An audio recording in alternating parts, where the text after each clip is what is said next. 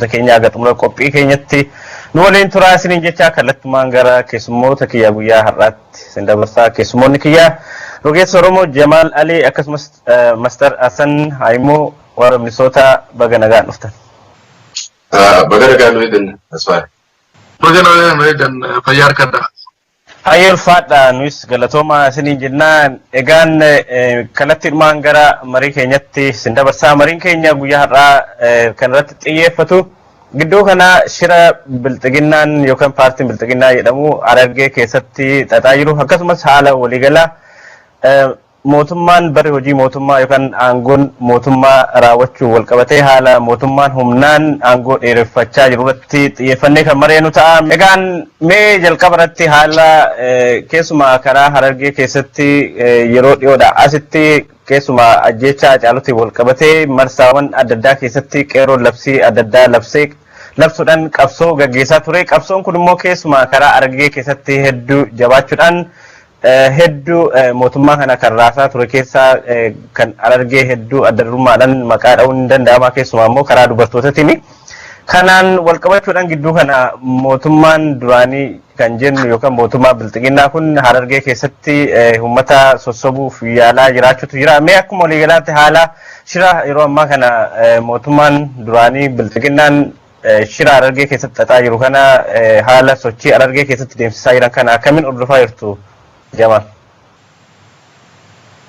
Bareeda gaaffii bareedduu nagaa battee namni Oromoo haala kana hordofaa jira. Namni sabboonummaa qabu yeroo ammaan tanaatti haala biyya teenya keessa jiru hordofaa jiranii jechuudha. Isaafuu ilmaan Oromoo kanneen addunyaa mara keessa jiran warreen quuqamni sabboonummaatti dhageeffamu hundi gartee haala jiru kana hordofaa jiran. Akkuma beeknutti gaaffii ati na gaafatte tartiibaan deebisuudhaaf wal duraa boodaan deebisuuf waa'ee Harargee irratti arraan tana waa'ee ilmaan Oromoo gartee qabsoo isaanii jijjiiruuf yookaan immoo isaan kana doorsisuudhaaf wanni Harargee irra godhamaa jiruuf inni Oromiyaa keessatti godhamaa ture waan haariyaa miti. Waan haariyaa miti. Kanaaf gaaffii gabaabduu deebisuudhaaf Harargee gaafa 90 takka gaafa wayyaaneen yookaan immoo tanuma engadda ilmaan Oromoo garuumti seente haaluma kan haalummaa godhaa jiran kana jechuudha. Ilmaan Oromoo abbootii garaa bitamtuu dura buusuudhaan ilmaan Oromoo dammeessanii karaa qabsoo irraa dabsuu fi akka isaan mirga abbaa biyyummaan falmanne godhuudhaaf haalli amma jiru kun 90 takkaas ture jechuudha. Sanii ilmaan Oromoo kanneen maqaa Harargeetiin gizeen dhaabbadhee dubbadhu. Ilmaan Oromoo warra sana arrabsaa ture gaafasiis. Isin bitamtuudha, isin maxxantuudha. OPDO jechuun isin warra ergamtuu warra fe'amnu usaajaanii itti doomsaa turan. Ilmaan Oromoo humnaanii gaafasiis takka takkaan OPDO'n irra maqaa harkattituun humna waraanaan qawween doorsisanii ilmaan Oromoo hiyyeessa godhanii namni ati OPDO taate Harargee keessatti sankishina sirra kaansin dubbisan. Sadarkaa san qabsoo godhaa turte. Oromoon keessaafu Oromoon Harargeedha. Ammallee haareetti bifa san deebisanii jechuudha. Maaliif mootummaan ammaan tana mootummaan Abiyyii tan bilchiginnaa jaarta. Siistamuma engaddaa warreen isaan gartee ergachaa ture. Warra isaan ergachaa ture, warra isaan fe'achaa turetu arraas maal fide jechuudha. Siistamuma isaan engadda ilmaan Oromoo godhan sanirra fidan. Arra yoo ilaalte Harargee keessa fakkiidhaaf ilmaan Oromoo kaan sobanii kaan godhanii waan adda addaa uumaa jiran. Kanarratti gaamma Oromoo waan kana fudhatti fudhattu harka dhibbarraa harka tokko ta'u walima isaan sossobaa jiran kun. Saniifuu warra qabsoo tana uume jechuudha Harargeen. Warra diddaa gabrummaa fudhatee Oromoo akka ati Oromoodhaa ati kee qabsaa'ee biyya abbaa keetii irratti akkamitti diinni si gabroomsa jechuudhaan warra qabsoo tana uume asiin gahee jechuudha. Kana gaarraan tana warri seenaa beekanis warri seenaan beeknes arra gabbahee osoo ni dhaga'uu akka naman beeknetti an gabroome ani bitamaa ta'e bitamaa tahaa uummata ijoollee Oromootiin jechaa jira. Keessaafuu nama maallaqaan bitu yookaan immoo sossobu waan akkana ofaa jiran jechuudha. Tuni fakkeenyaaf laaltanii galtan ammaan tana eeggaddaa fi halee fi har'a jettu wanni miidiyaa irratti deemaa jiruu fi wanni Harargee keessatti deemaa jiru eeggaddaa Hacaaluu du'eef boo'aa turanii har'aan tan immoo Hacaaluu du'ee akkaataa inni tubbee balaaleffatanii. Tuni ragaadha maaliif namni kun ergamtuun wauma abbichi ergatu dubbatti jechuudha. Ammallee wanni Oromoon beekuu qabdu. Wanni Oromoon beekuu qabdi laali. Oromoon maal jetti? Dhiigni namaa funyaaniin dubbataa jetti Oromoon. Funyaaniin dubbatan amma ifiif ragaa firra ba'aa jiran. Namni beeyne hin jiru akkamitti Hacaaluun du'e eenyutu jeese kana namni Oromoo tokkollee namni Oromoodhis namni Oromoon ta'e ni beeku. Saniifuu har'aan talagaa Harargee keessa wanni deemanii ilmaan Harargee humnaan dursanii ilmaan Harargee bitanii yookaan garaagarummaa irra uumanii warreen bitame. Siigalee waan sirna dhabdee kan abbootiin isaanii yookaan immoo warri isaan fe'ate godhaa ture godhaa jiranii kanaafuu nuti wanni akka nama tokkootti ilmaan Oromootiif dhaabnu qabsoorraa dhibbootan jinaa haqa keetirra falmadhu biyya keessa yeroo ammaan tanaatti mirgi dubbachuu hin jiru. Mulqanii jiran sirni dimokiraasii hin jiru. Sanaafuu Oromoo wanni qabdu. Oromoon har'aas taanaan boruus taanaan falmaa ibbooda akkan jenne hayyoota kee hidhaa gootawwan kee ajjeesaa gootawwan kee hidhaa dirqiin gartee gabroomneeti waa'ee sirna dabree waa'ee Minilik fudhannaan yoonii fi gabrummaan fe'amuu feete Oromoo warreen amma bitamuu akka jirtu warri bitamaa jirtan isin goota qotattan warri bitamin ammoo yoo akka jeelte ibbooda deebi'ii isin jennaa jechuudha. Warri qabsoo jirtan ilmaan Oromoo harka 199 galatooma warri biyya keessaatis warri biyya alaatis jennaan jechuudha. Tan maal akka harma tokkotti dhaamu barbaada. Hayyee galatoomi Jamaal. Mee Master mee isin akkamiin ilaalaa jirtu keessumaa egaan mormii guddaan Harargeerraa deemaa ture yeroo dheeraadhaa fi keessumaa ajjecha Hacaaluutiin wal qabatee gama dubartootaatiin immoo kan ta'e addunyaa kana xiyyeeffannoo karaa miidiyaatiin karaa adda addaatiin xiyyeeffannoo guddaa harkisee jira. Sodaa kanaaf kan ka'e amma Harargee keessatti xiyyeeffannoon guddaan bilxiginnaan godhee jira waan jedhamutu jira. Mee isin kanarratti maal jettu? Maaliif Harargee irratti xiyyeeffata warri bilxiginnaa kuni? Maaliif Harargee keessa asiif achi fiigu?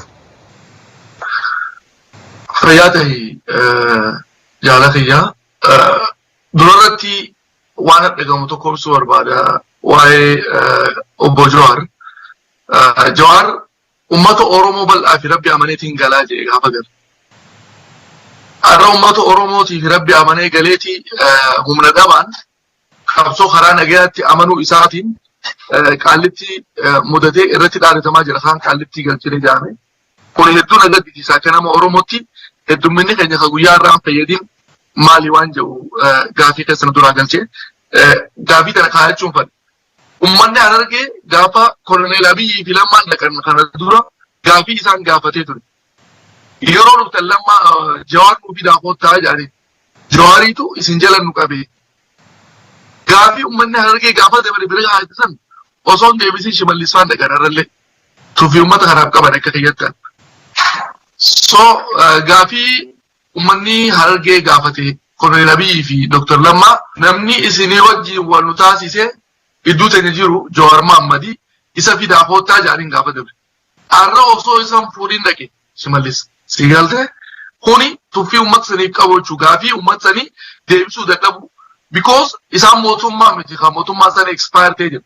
Akka mootummaatti act godhuu hin dandeenye jechuudha. Already expired. Kuni tuffii ummataaf qabanii fi kabaja fi dhabuu isaanii agarsiisa. Seenaan wal qabatee maaliif Harargee irratti fuulleeffatanii yoo jette hawaasa kanaatu hawaasa goota hawaasa didaa hawaasa ifa beeku. Sadeenu addaan sii baasa. Hawaasa ifa beeku hawaasa goota hawaasa didaa. Yoo ilaalte gaafa lola Ra'uuf Baashaa fi ka Turkii irraa eegale. Si galte Ra'uuf Baashaatii fi Turkiitii wajjin wal lolaa ture Harargee. Humni isaa tana laaffattee osoo jirtuutti Minilik dhufe. Akkasuma wajji Calanqoodhatti lole. Ammas Harargee xalattis lole jechuudha. Akkasuma wajji Minilikiinis lole, Haayile Sillaaseenis lole, Mangistuu Hayilamaariyaamiis lole, Mallas Zeenaanis lole. hunda isaaniitiin hanga ammaa jiranitti fincilli didaa jira jechuudha. Deebisee dhiyeenyatti jechuudha egaa Hacaaluun du'ee booda warra isin ooyee kun magaalaa Awwadaa irratti waan ta'e ni yaadatta. Dirreedhaa fi Awwadaa fi Laangee fi kanarratti warra isa guddaa ture lafa Harargee irratti warra isi bifa dammaqina qabuun jechuudha. Hawaasni kun hawaasa hiikaa bilisummaatii fi dhamdhama bilisummaa beeku waan ta'eef gabrummaatii dha yeroo hunda hawaasa didaa. Siyaasa hawaasni kun hawaasa didaa.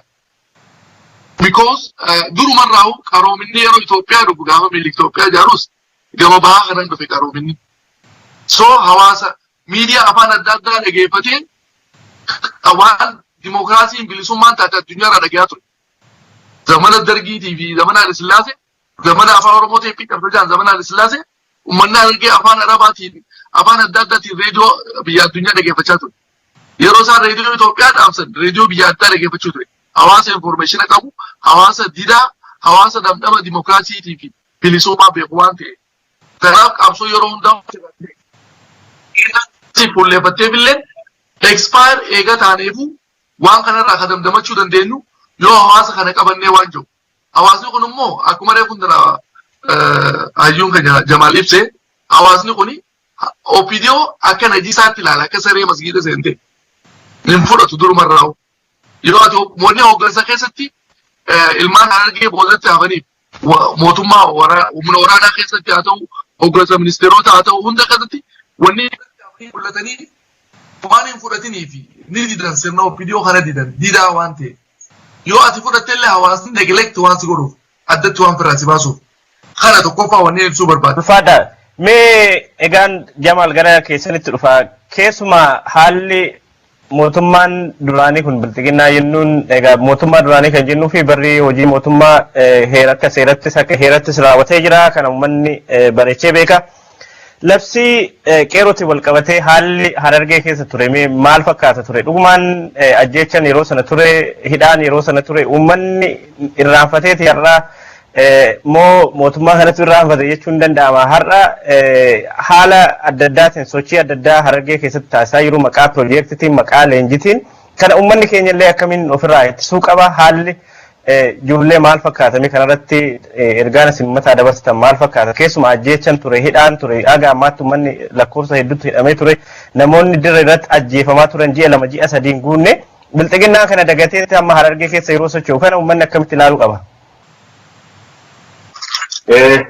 Fayyaade gaafii bareedduu na gaafatte dhugaadhaa gaafii ta'e tana wal duraa boodaan deebisuuf wanni beekuu qabnu dhugatti hawaasni fi nutilleen hawaasni Oromoo qabsaa'onni Oromoo wanni beekuu qabu. Oromoo waliigalatti jilmatti wanni beekuu qabdu ejjannoon mootummaa bilisiginnaa yookaan immoo mootummaa abiyyiidhaa maalidha amma? Wanni ati mata duree godhattee qabsoo gootu maali? Akkaataatti loltu akkaataatti nama dura dhaabbattu beekuun barbaachisaa. Arraan tana nuti akkanumatti ani gisee gargari Oromoon silaa arraan tana gaafii deebisa walii gooruu baattee biyya keessa namni biyya alaa warri keenyaa warri keessanii warreen miidiyaa sossoosaa jiru kun ijaa fi gurra ilmaan Oromooti. Garuu Oromoon biyya keessatti silaa akka Jawaarii fi silaa akka qabsaa'ota Oromootii fi silaa akka hooggantoota Oromoo qabsoo tanaaf wareegametti namni biyya keessaa nyaateen dhugu hin bobba'u hin dalagatu hin qootatu. Qotee bulaan dhiisuu qaba hojii. Ha daldalu dalagaa dhiisuu qaba. Qabsoo godhuuf akka amma tarsimoo ejjennoo abiyyiin mootummaan abiyyiitiif mootummaan bilisiginnaa itti ilmaan Oromoo jirtuun haayoo isin qabduuf jecha wanni isaan godhan ejjennoo osoo hin turre haala kana jechuudha. Waa hunda dhiisanii qabsoo fuullaan seenuu. Kanaafuu amma ejjennoon tun maali? Ilmaan Oromoo bifa beekuu qaban. Daalamman haasoyne seenaa amma 150 gizee haasoynuu fi seenaan irra haasoynu tun wal fakkaatti takka garaagarummaan qabdu. Milikiis ilmaan Oromoo akkanuma cabse takka takkaan. Saniifuu Oromoo wanni Oromoof dhaamnu du'uu fi gartee miidhamuun hidhamuun ilmaan Oromoo irraa naftu maaliif haayoo isaanii tana haayoo miliki. Kanaafuu ni beekan ilmaan Oromoo arraan tana yooni fi dhugaa dubbanne abiyyiin yaa sabaajeeti ilmaan Oromoo sobe yaa sabaajee ilmaan Oromoo sobe ammoo inni godhe maali xiqqoo waraana leenjifachuu waraana gargaarsifachuu mataa lafa qaqqabee ishidee ilmaan Oromoo gaafa qabsoo godhanii isaan kana wayyaanee dheengatti quchiisan haga waraana jaarratee humna godhatee wanni godhatiin ishii jechaa ture wala hoggantoota keenya hundaan Jawaar Mahammadiin hangaa fi qeeroo warreen hoggantoota Oromoodha hundaaf ishii jechaa bule jechuudha. Haga addaan bittinneessee humna godhatee lolaaf hin qophaa'initti mataa lafa qaqqabatee ishii jechaa waan kana godhe. Saniifuu Oromoon arraan tana dhugaadha gaafii itti gaafii irra deemsu dhugaa hidhamaa jirti ajjeefamaa jirti. Wanni isaan kana waan kana godhaniif dubbuma Miniliki. Minilikiitu sirna Minilikiin dhufe sirna wayyaaneetii miti. Wayyaanee fi Oromoon walirra walolte qorii nyaataati. Qorii nyaataatii fi aangoo. Identity Oromoodha. Ati Oromoo miti naannoonni kee Oromiyaa miti Tigireen hin jenne wayyaaneen hin jenne. Namni si dhawu kun dandamata qaba. Hasi qabaluu fi hasi diru. Hasi diruu fi hasi ajjeesu. Soo saniifuu wayyaaneen ilmaan Oromoo fixxee amma diidamii fi ajjeeftee ammoo diina Oromooti diina Oromootu. Haga diina kana garaagarummaa diina kana dhaabdu amma tokko keessatti ilmaan Oromoo haga amma diidamii fi torba diidamii saddeet diidamii sagal wayyaaneen hin godhin mootummaan Abiyyi mootummaa bilchiginnaa godhaa jirti jechuudha. Maleedhaa fakkii fudhachuu dandeessa. Ammallee wanni isaan itti jiran ilmaan Oromoo hidhanii hiyyoomsanii dirqiidhaan gabrummaa fudhachiisu. Warreen arra bilchiginnaa Harargee keessaa ta'e Oromoon keessaafuu ilmaan Harargeedhaa uumaadhaan gabrummaa fudhatanii namaa lolanii beekan. Ifii lolachuu malee Harargee irra wani gabbuwanii kana godhanii fi beekan. Qoreefu maastara Sanjee Harargeen Oromiyaa guutuudhaaf Harargee tana keessa hawwataa ifaaramaa jiridhaa. Naannawni Harargee baa'uun akkasumatti naannawni Harargee dhiyaa peentaagoonni qabsoo Oromoo daggala qabsoo Oromoo peentaagoonni qabsoo Oromooti. Harargeen gobeellee ni beektan gobeellee aanaa harmarraa takka gobeellee tun qabsoo Oromootiif daggala peentaagoonni Oromiyaati.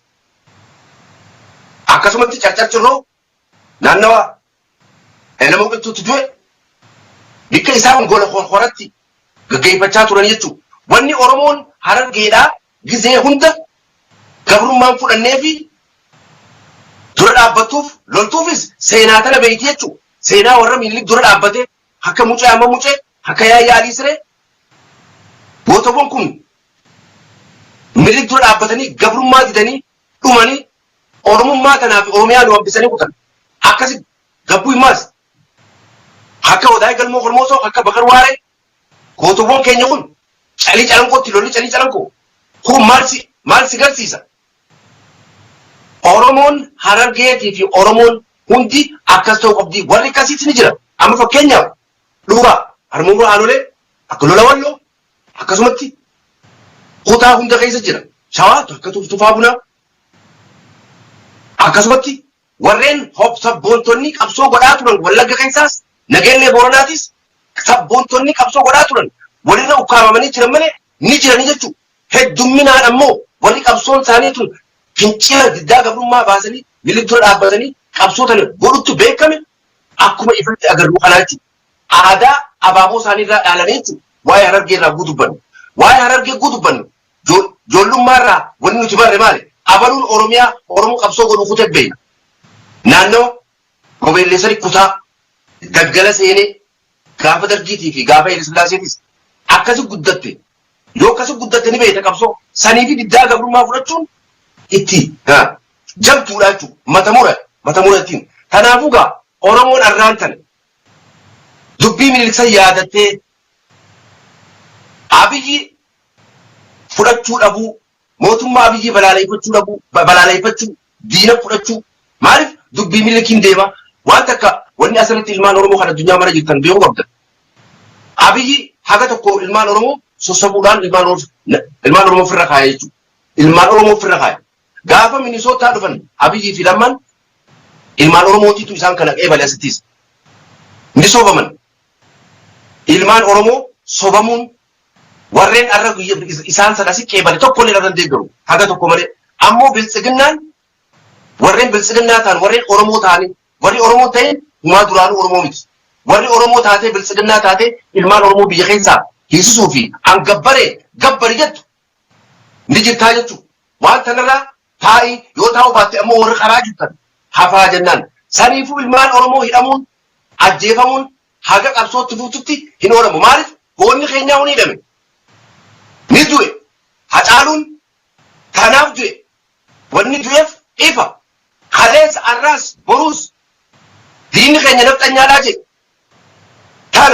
tana beekee wanni fidheetutti haasofnu jecha gabaabaa kanaan fixe Hacaaluun goonni keenya akkasuma Jawaar Mahaammadiis ilmaan Oromoodhaa gabroomsuu sirna Minilik sirna dabre primitive society keessatti waan yaadamaa ture waan gocha godhamaa ture arraan tan nurratti hin deebituudhaan wal dhaban Jawaarii fi Abiyyii fi mootummaan arra jirtu. Kanaafuu maaliif ilmaan Oromoo gabroomsee gabrummaa fudhachuurra duunaarra jira jechuudhatti qabsoo Oromoo hara bifa haaraan jijjiiree biyya galee qabsoo godhee jechuudha. Jaarmee osoo ni fisidhaa akka aktivistiitti akka hayyuutti booda taa'ee Oromoo tana hayyuu dabe diriirsuu qeeyoo qaruu dalagaan isaa hasantutti osoo akka juu ummata Oromoo kan nyaadhamuu deemu kan arkee ifiin kan najee akka duus himatee akka hidhamuus himatee Jawaar Mahaammad biyya galee jechuudha. Lubbuu bareedduu tajaajilan jiruu gaarii kan biyya alaa keessa jiru paasapoorta paasapoortii kaayee akkasimi sanaafuu Oromoon sabboonummaan teessan hidhame waan jeesan irra dhufe ni beeka osoo beekuu jechuudha. Maaliif yoo qabsoo akkas godhe malee Oromiyaan akkam bilisoomte galtee jechuudha. Kanaafuu Oromoo hidhamu jirta. Kanaafuu Oromoo ajjeefamu jirta. Kanaafuu Oromoo maal inni ajjeefamtuuf miidiyaarraan jira ni beektaa jechuudha. Waan uummanni qabu qabaachuu dirqama keeti jechuudha.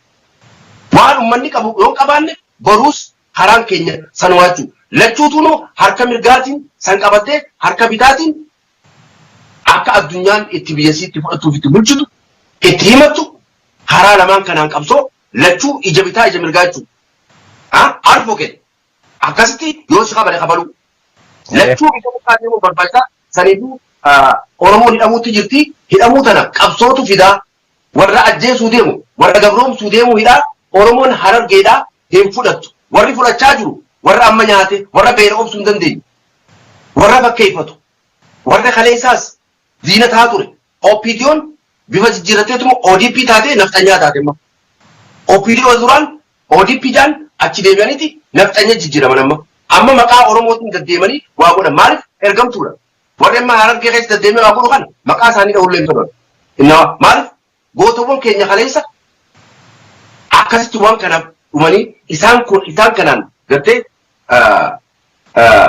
haala hin taanerra guutu nama silaa bar nafxanyummaan sana kana goote nama naansu warreen OPDO warri Jawaar bilisoomse OPDO warra qeeroo bilisoomse ba'aa wayyaanee irraa fuutee gaafa ODP jaan Oromiyaan gaafa Jawaarachi jiru Oromoo shurufkooti ODP gaafa jaansan dhagee ture Oromoo shurufkooti biiti naannoon Oromiyaa biyya biraa Oromoon biyya nama biraa jettee Oromiyaa godhuu fi shurufkaa Oromiyaa achi geessuun feetu uumaadha biyya siirratti malee kanaafuu nama isaan bilisoomse nama isaan gabrummaa irraa kaase har'a shiratti yaatu jiranii jechuudha. Duuba qabsoon Oromoo itti fufti.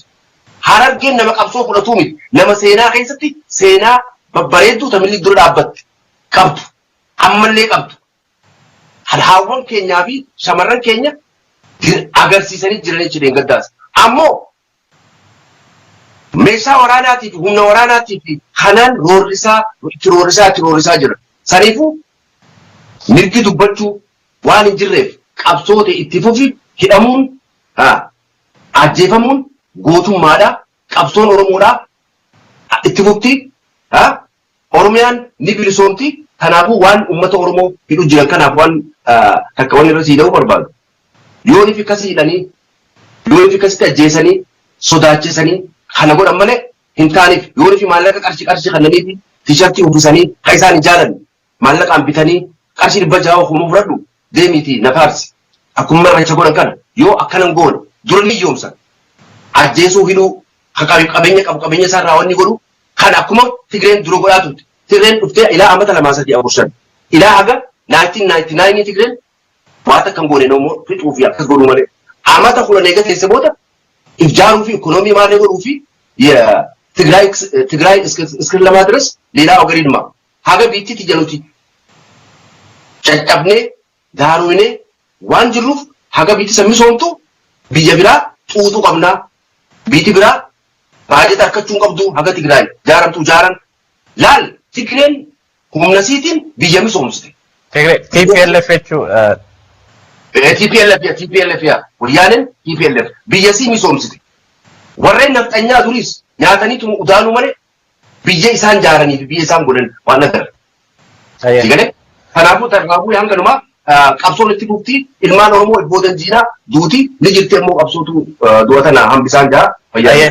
Tole galatoommi Jamaal mee kan mamma Jamaal jedhe kana silaa gara boodatti dhufuuf deemaa jira erga jalqabdee sirriitti akka mareennuu fi egaan ilaa asirratti waan tokko Harargee yeroo fakkeenya fudhannu waan amma Harargee keessa deemaa jiruuf irraa so'aa jirra kana duras mootummaan darbe kuni bilxiginnaan Oromoo kutaa tokko ofitti qabuudhaan kutaa tokko kan biraa immoo ofirraa qabuudhaan Oromoo kutaadhaan addaan qooduu lagaan addaan qooduu waan adda addaa shira adda addaatu hojjetamaa ture kana quba qabdu fakkeenya fi Wallagga keessatti karaa Wallaggaa karaa Gujii karaa Booranaa irratti komaand poostiidhaan bulaa turanii haga ammaatti sun waan jijjiirame qabu kutaa biraa immoo ofitti qabuudhaan waan shira adda addaatu uummata keenya gidduu deemaa ture amma immoo kan argaa jirru akka fakkeenyatti kan fudhannee Harargeedha haala ammachi keessa deemaa jiruuni egaa akkuma guutuu Oromiyaatti manni keenya kan Harargee jiru amma shira karaa Harargee keessa deemaa jiru kana iddoo biraattis kutaa Oromiyaa garaa garaa keessatti kan deemaa jiru kana tokkummaadhaan akkamiin uummanni keenya fuuldura dhaabbachuu qaba keessumaa maallaqa namaa kennanii tiishartii namatti uffisanii leenjii jedhanii guyyaatti ijoolleedhaa fi ijoollee iddoo tokko tokko walitti qabanii birrii 1,000 birrii 2,000 kennuudhaan ijoollee gowwoomsaa jiru tiishartii uffisanii abbichuun keenya taafufu jechuudhaan waan adda addaa argaa jirtu gaa. Kana uummanni keenya shira jarri kun maallaqa guddaa ramadanii uummata keenya gowwoomsaa jiran kan uummanni keenya irratti dammaqee akkamiin irraa akka fashaleessuu qaba jettu Master.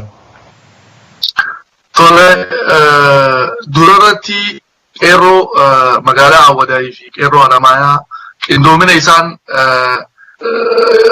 PP salphisuudhaaf halee raawwataniif galatoomaa jechuun ni barbaade.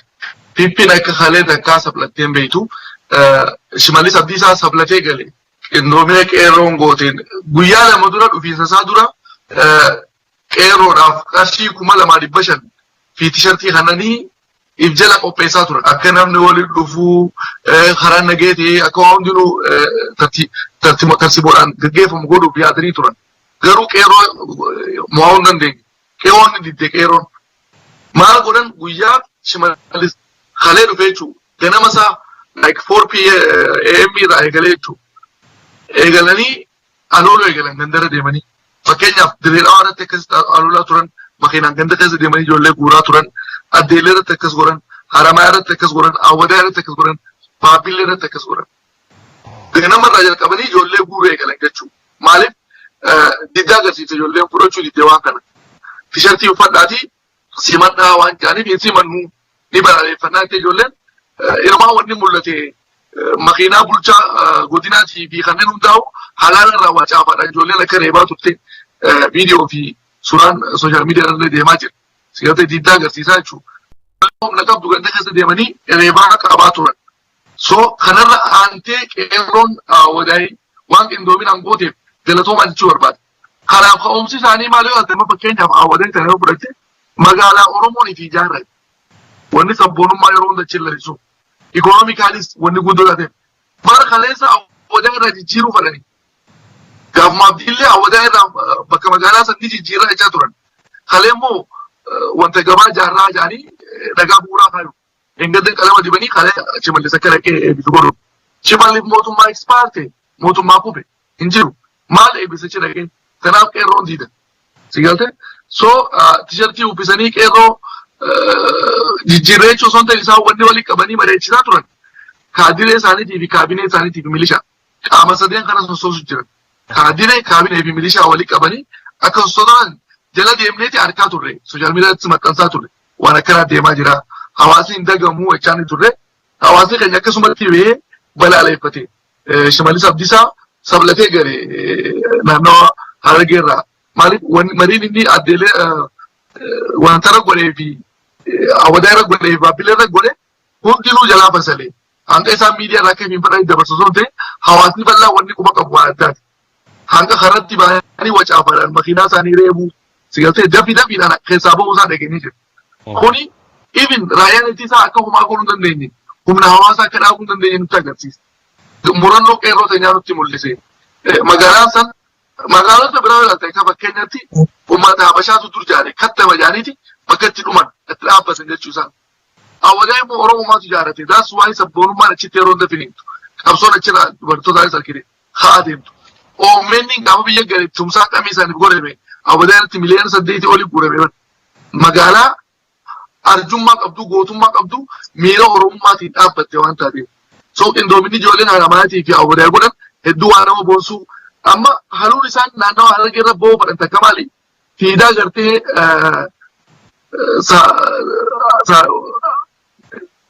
Sillaasee taabbaa isaa tachiitii deesan gartee siidaa san guyyaa san jiguun guyyaa ajjechaa caalu mataa isaan qaqqabsiise. Nu keessa dhaabbachuun qabu siidaan san wannichitti ijaaramee Oromoo yeroo sanoon harkee hundi akka mataa isaa gabbuufatu godhuudhaaf waan ta'eef hin feenu didaadha hawaasa isaa kanaafis hin jee hin feenu jaaniif buusan maali mootummaan san wanni siidaa san ijaaratee olaantummaa isaa abbootii teessan cabsinee kun abaluu cabsee tanii kun jala bultanii jechuu ergaa dabarsuudha. Qeerroon immoo hin barbaannu booda ga'ee jechuudhaaf siidaa san kanarraa meessite jechuudha. Haaluu guddoo qaban Harargee irraa isaan. Sigalte wanni hawaasa sabboonaa kanarratti yeroo hundaa tarsiimoo jijjiiratanii dhufanii hin fudhanne PP miti OPDO illee hin fudhanne. Seenaa Oromoo keessatti namni galuun wooma jiraata. Yoo aanolee fudhatte amma arsiirratti jechuudha. Halkoo dargee shamarreedha OPDO yeroo saniiti jechuudha. Meeriikii wal taatee azulaa irratti nama 12 isin ficheeti arsii. Sigalte halkoo dargee yoo gama argee nuti Ali Galmoofaan warra ganee deebi'ee ficiisee jechuudha hawaasa. Sigalte numa jirti gantuun garuu hin milkooytu. Hawaasni bal'aan itti buufaa injifannoon hawaasa wanni mootummaan expire amma fakkeenyaaf Koloneel Abiyyiin Piraayim Ministeerri Itoophiyaa irraa duraanii jechuudha. Koloneel Abiyyiin yeroo uummanni keenya gartee awwaanisaan miidhamaa jirutti walloon isaa Harargeenis awwaanisni qabeenya isaanii midhaan isaanii dura balleessaa jirutti inni meeshaa ijoolleen xiqqoon taphattuun fa'aa fudhatanii paarkii eebbisa deemee kuni waan addunyaa irratti hin dhaga'amne. Mootiin addunyaa tokko yeroo gadi tokko miidhamu amma Donald Trump yoo fudhatte yeroo bishaan karaa Kaalifoorniyaa Teeksaas sana dha'u raayidawwee waan san hawaasan damdamachiisa dhaqee ilaala. Mootimeet isaan godha malee inni galfiin taphatu deemee waan hin taane hin godhu. Waan hawaasaan faalleessu hin gootu. Inni gaafa dabrees masqalaan dabaabaayitti paarkii eebbisnaa jeeti militarii geesse. Paarkiin bakka namni qilleensatti fudhatu bakka namni istiresa biraatti dhiqeessu malee bakka inni taa'ee meeshaa waraanaa itti ilaalu miti. Meeshaa waraanaa bakka meeshaa waraanaa ilaalan. Dirree lolaa ilaalan malee paarkiitti miti. Waan waliin fakkaatee waliin fidu jira jechuudha. Because he already kufee jira. Mootummaa kufee waan ta'e waan qabatu hin beeku. Amma kaleellee paarkii dhaqee akka ijoollee xixiqqootti waan tattaafachaa ture. Osoo Oromoon boo'aa jiru jechuudha. Sigalte kun hundi maalirraa dhufe yoo ta'e na gaafatte Oromoon humna dhabuudha. Humnaa'uu qabaan jaamaariif tarsimoo baafatee amma kalee Jawaar Oromoo fi Rabbiin abdadhee jee karaa nagaa qofaan qabsoonaa jee biyyatti galee maaltu isa budate har'aan tana ni agarra warri biyyoota ollaa Itoophiyaa ta'an akka Tigraay jechuudha. Ollummaa labsatan homaa nafne maaliif humna yoo qabaate namni sadarkaa sanirra ga'anii kabajama.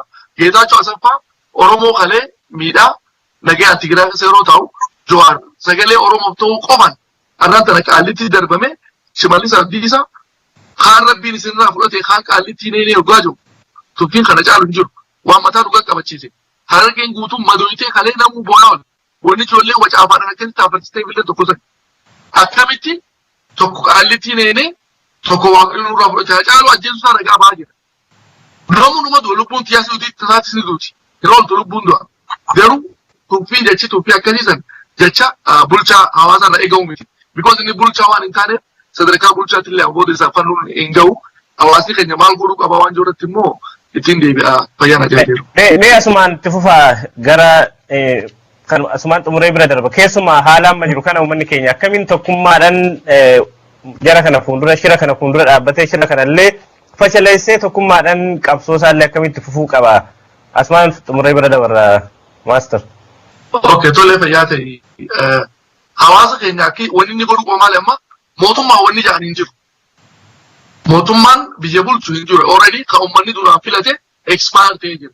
Amma gara mootummaa isaa ijaarrachuutti fiiguu qaba maaliif nageen isaa nageen bobba'ee galu afaan isaatiin dubbachuuf aadaa isaa leeffachuuf nageen wanni caalu hin jiru.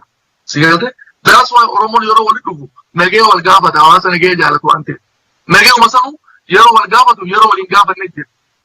Amma kalee osoo Oromoon bu'aa jiru shimallee dhaqee nageen jirtanii ijii Oromoo nagee gaafachuun aadi malee aadaa Oromoo keessa hin jiru. Bulchaa Oromoo irraa eegamu. Oromoo yeroo sadi nagee waliin gaafatu. Yeroo duulaa nagee waliin gaafatu duula jira jechuun lola jira.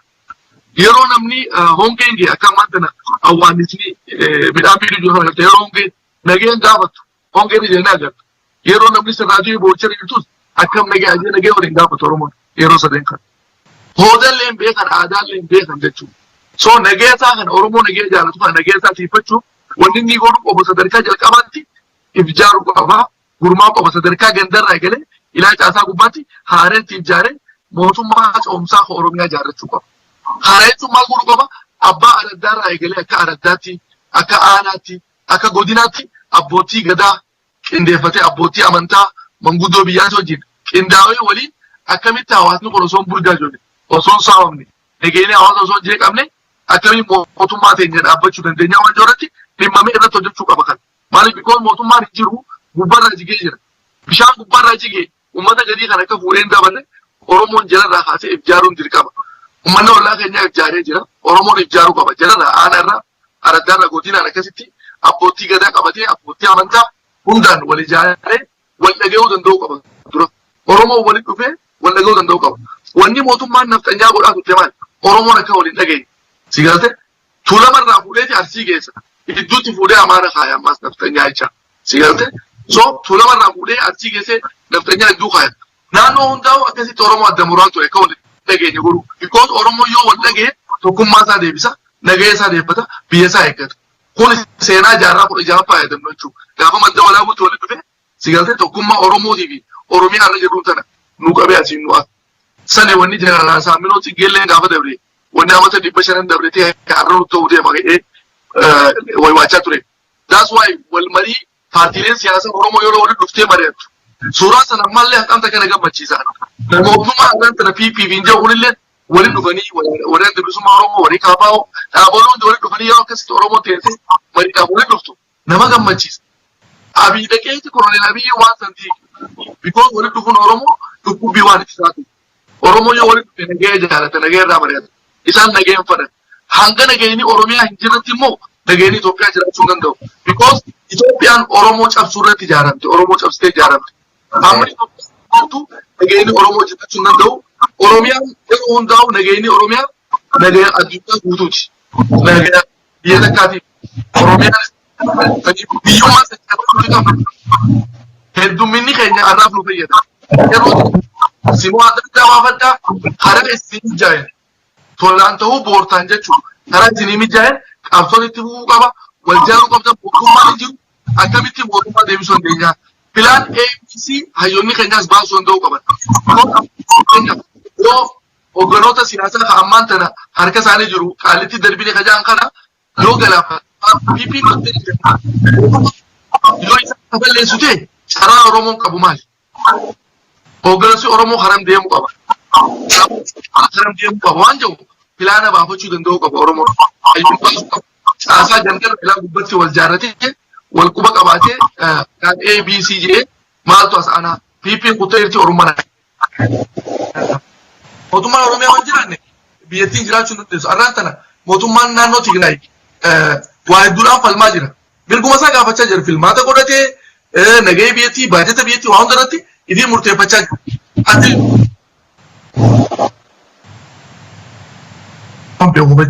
isaan carraataan nu lagachaa jiranii isinitti dheeressuu qeeroon teenya quba qabaatee waan filaan hogganoonni hidhaa jiran. Okay, warri walitti jiru san yoo galaafatu warri aanu maali? Carraan nuti qabnu maali? Dhaabbachuu qabnu. Qeeroon immoo wal ijaaree makiinaan deebi'uu daldalli gaggeeffamu waa hundinuu harka qeerroo jira. Kanaaf Lammaa Magarsaa duraan mallachaa ture. Uummanni keenya mootii kan isaan tun ajajaa jechaa ture si galte nuti ummata ajajamnaa jechaa ture ummata harka waan jiru kana mootummaan PP makiinaa waraanaa mootummaan PP makiinaa waraanaa bitatee Oromiyaa keessa gadhiisuudhaan si galte hawaasa bakka konkolaataa fayyadamanii hawaasa soba makiinaa waraanaa nama dandeessu yeroo addunyaattu makiinaa waraanaati makiinaa waraanaa daandii konkolaataa irra deemti daandii konkolaataa immoo abbaan daandii konkolaataa yeroo galtoma. Ayi ulfaadha Master Hassan. Mee egaa marii keenya algudeen finuu Jamal mee gama keetiin keessumaa egaan barri hojii mootummaa ifaan ifatti xumuramee guyyaa lakkoofsaa jira. Kanaaf uummanni keenya kana booda nu bulchitu barri hojii kan kee akka seeratti xumuramee jira jechaanii jira garuu isaan immoo didanii humna qawweetiin aangoo isaanii dheereffachaa itti fufanii jiru. Akkuma waliigalaatti qabsoo uummanni Oromoo gaggeessaa jiru akkamiin jabaatee itti fufuu qabaa tokkummaadhaan kallattii hundaan daangaa hundaan kutaa Oromiyaa hunda keessatti uummanni Oromoo tokkummaadhaan akkamiin jabaatee qabsoo kanallee itti fufuu qabaa akkamiin dura dhaabbachuu qabaa shira bilxiginaa yeroo adda addaatti godhaa jiru kana uummanni keenya akkamiin dura dhaabbachuu qaba. Fayyaadee uummanni keenya dhugaadhaa akkitti dura dhaabbachuu qabu kan dura heeraa fi seeraa mootummaan Itoophiyaa kan duraanis ijaaramtee tan ammaas ijaaramtee heera isaanii sanarratti hojjechuudhaan mootummaan yeroon gizee geesse booda akka mootummaan hin jirre heera sanarratti hojjetanii qabsoo godhu. Kuni chaansii ilmaan Oromoo hayyoonni keenya ilmaan Oromoo xiqqaa fi guddaan hatattamaan irratti hojjechuu qaban jechuudha. Guyyaa sanarraa eegallee akka mootummaan hin jirre akka mootummaan filmaataaf deemtu heerarra hojjetanii haasa'uu qaban jechuudha. Namni heerarra hojjetee heera sana guutii kan qabsoo goota qabsoo ta'e. Saniifuu maaliif waan humna hin qabneef isaan mootummaa humnaan akka sirna millikti nama bulchuu deemtu akka sirna wayyaaneetti nama bulchuu deemtu waan taateef heera wayyaaneen irra jettee deemu jirtu kanatti ati osoo qabxoo qawwee hin qabne heera sana irratti jettee maal godhuu qabda gaafa mootummaan wanni sii xumuramte guyyaa sana irraa eegattee haga mootummaan biraa filamtee yookaan immoo jirtu heera sana irra jettee qabsoo godhuu qabda kan dura. Ammas qabsoo tana doorsisaan ibboota deebi'uu qabdu. Gaafa har'a ibboota deebite salaalamitti ibboota deebiteeti sirni biraa sirra fe'amaa jechuudha. Saniifuu mootummaan hireessi fixatte tana filmaataan akka heeraatti dubbiin filmaataa fi gartee heeraa fi seera isaa mootummaan Itoophiyaa tumatte sanarratti buluudhaaf qophii miti mootummaan. Atis heera san akka inni dirqiidhaan gaggeessu godhuudhaaf manaa bahuun dirqamaa jechuudha. Tokkummaa jenneerattis tokkummaan Oromoodhaa tokkummaa akka qabsoo uummanni Oromoo godhaa jiru. Akka Harargeen godhaa jirtu. Akka Awwadaa fi Haramaa fi Dirdaa naannoo kana Harargee Garamsoo fi Baddeessaa guutuutti Harargee keessa wanni godhaa jiran diddaa gabrummaa qawwee qabaataniitiin heeraa fi seera mootummaan tumterratti mirgi keenya kabajamuu qabaarra qabsoo godhaa jiran. Qabsoo godhuudhaaf tokkummaan akkamma qabsoo gizee Harargee keessaa ka'e Arsii keessaa akka ka'e sanitti. Akkasitti ka'uu qabdi tokkummaan qabsoo jiraachuu qabdi. Maali tun? Wal dhaga'u. Yoo qabsoon qabaannes yoo qabsoon goones jechuun yoo qawween qabaannes heeraa fi sanarratti ejjetteeti heera addunyaan akkas dhageessutti akka ilmaan Oromoo addunyaa irraa lallabaa jiranitti mirga sanarratti ejjetanii osoo si dhaga'anii Ameerikaan osoo dhageessuu Awurooppaan osoo dhageessuuti waan nuti godhu jirru haga jarri kun falmatu laaluuf nu baananii nu dhiisaa jiranii jechuudha. Akka inni waan godhaa jiru jechuudha. Kanaafuu Oromoo Prime Minister Itoophiyaa kan sobaa kan namni filin wanni inni godhaa jiru waan dogongoraa waan taateef aangoon isaanii dhumte wanni godhaa jirtu ati Oromoo addunyaan nuti akka dhageenii beekaniif malee akka Oromoo akkamittiin gargaarree miti gurruma seentee akka Oromoon qabsoo lama taaree godhaa jirtu addunyaa dhageessisaa jirra miidiyaaleen keenya dhageessisaa jirra ni beekan ammoo ejjennoo isaan dafanii nu fudhatanii aangoo irraa kaasan hin jirtu heeraa fi sanirratti akka isaan xiyyeeffatanii deeman bicha godhan yoo nuti falmannee gabbaanee dhumnee akkuma dhufu jiru kanatti ibboo jechuu baanne mootummaan Abiyyi ni kutti. Mootummaan Abiyyi ni kutti maaliif? Tokkummaa amma jennu kana heeraa fi seerri biyya sana ittiin bulchan dhume wanni godhuu qabdu ga'uun gibaaf jas deemiif dura qabsoo godhe manaa bahi yoo inni bite ati heeraa fi seera san bultee gibira kafalin haga heeraa fi seerri hojiirra oolu dhiisi bitii gurgurii dhiisi gibira kafalin waan godhuu qabdu godh qawwee alattis warri biraatis waan godhu haa godhu warri biyya alaattis waan godhu haa godhu saniifuu Oromoon tokkoomuu qabdi neetwoorkiin tokko guutaa ka'e tokkos akkuma amma ka'e kana ka'uu qabdi neetwoorkii isaanii wal dhaga'uu qaba Harargeen kaanaan Arsiin kaanaan Shawaan kaanaan Nageellee Booranaa ka'u Nageellee Booranaa kaanaan Walloo kaanaan Jimma kaanaan kutaan Oromoo hundi ka'uudha jechuudha. Baale ka'u, Arsiin ka'u, Harargeen ka'u. Kanaan nu baasa neetwoorkiin keenya arrarraa eegalee yoon jabaanne qabsoon keenya nu dheerate ammoo qabsoo Jawaar Mohaammed itti hidhame laaftuu jeetii ilaala yeroo gabaabatti mootummaan tun caccabkee yookaan immoo haariyaan Oromoon waan isii filattee mirga abbaa biyyummaa taate maaliif kanaan ilmaan Oromootiif dhaama waan gaafii bareedduu sana gaafatteef galatu. Ulfaadhaa guddinee isin galateeffan gaa keessumaa daawwadhu Master Asmaan Goolam. Wanni ani dhaamu maali? Carraan Oromoon carraan PP'n hiriira boof harkattu qeerroon Oromoo harkachuu danda'u qabdi. Wanni hiriira boo amma fakkeenyaaf deeggartoonni PP hiriira bahan hoggaa jedhamu mormitoonni illee hiriira boof carraa harkachuu qaba jechuudha yoo biyyatti biyya taate. Garuu mootummaan hin jiru expire waan ta'eef bakka isaan bahanitti Oromoon mirga hiriira bahu harkachuu danda'u qaba. Takka tokkoffaa carraan warra deeggartoota PP'tiif hanname mormitoota PP'tiifis kennamuu danda'u qaba. Takka hawaasni keenya waan beekuu qabu. Talammada hoogganoota isaa tiifachuu qaba. Mootummaan badu jiru kun akka isaan balleessee hin banne. Jawaar Baqqalaa dabalatee jechuun hundaa'u bareedaa jiru. Abdii Raggaasaa irraa qabi. Oromoon tiifachuu danda'u qaba. Akkamiin isaan kana hin gaaga'am lubbuun isaanii akka hin baane akkamiin tiifachuu danda'a. Ayaa waan taateef Oromoodhaaf isaan kana irratti dalaguu qaba. Maaliif mootummaan badaa jiru akka isaan hin balleessine. Kana lamaan hin dhaamuu barbaada. Waan karaa qabsoo itti deemtu Oromoon akkamii qabsaa'uu qaba. Oromoo harka jirti. Garuu carraa hiriira bahu ummanni biraa harkatu. Ummanni kaanis harkachuu qabu walqixxummaa akka ta'u. Mootummaan Koloneel Abiyyi raawwatee jira. Oromoon itti jaallatu qaba. Dammaqee deemuu qaba waan jedhu dhaamuu barbaadee galatoomee jira. Ayyee ulfaadha Master Hasan. Galatooma rogeessa Oromoo Jamaal Alii akkasumas Master Hasan Aymoo maqaa daawwattoota keenyatiin guddifnee isin galateeffannaa ulfaadha. Fayyaada isin asirratti nu affeertanii hiree kanaan nu fannitanii quuqama saba keenyaaf dubbachuu keenyaaf miidiyaa Oromoodha.